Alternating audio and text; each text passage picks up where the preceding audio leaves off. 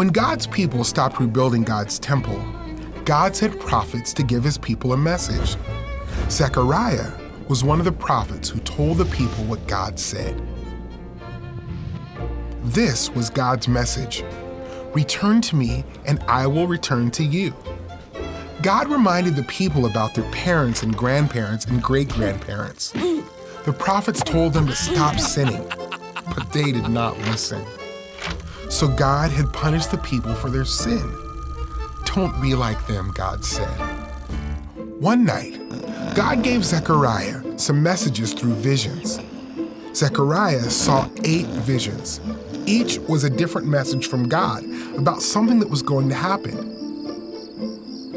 In the first vision, Zechariah saw a man riding on a red horse. Behind him were other horses.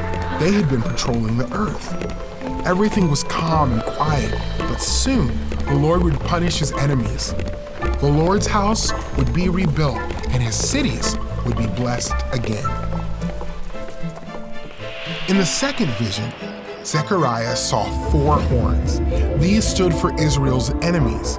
Zechariah also saw 4 craftsmen who would defeat those enemies. Next, Zechariah saw a man going out to measure Jerusalem. But the city could not be measured because it was too big for walls. Instead, the Lord would be a wall of fire around it. In the 5th vision, Zechariah saw a solid gold lampstand, which showed how all the Lord's plans would happen because of his Spirit. Then Zechariah saw a flying scroll, which was a curse on everyone who disobeyed God. In the 7th vision, a woman sat inside a basket.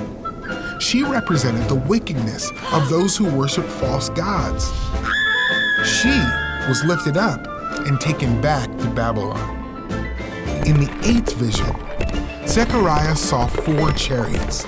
Like the horses of the first vision, they would patrol the earth. God told Zechariah to collect silver and gold from the people.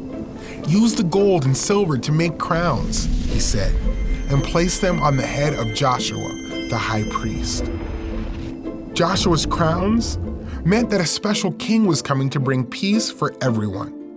"Look, your king is coming to you. He is righteous and victorious, humble and riding on a donkey, on a colt, the foal of a donkey," Zechariah said. God promised to bless his people and punish the rest of the nations for their sin. One day, everyone will worship the Lord.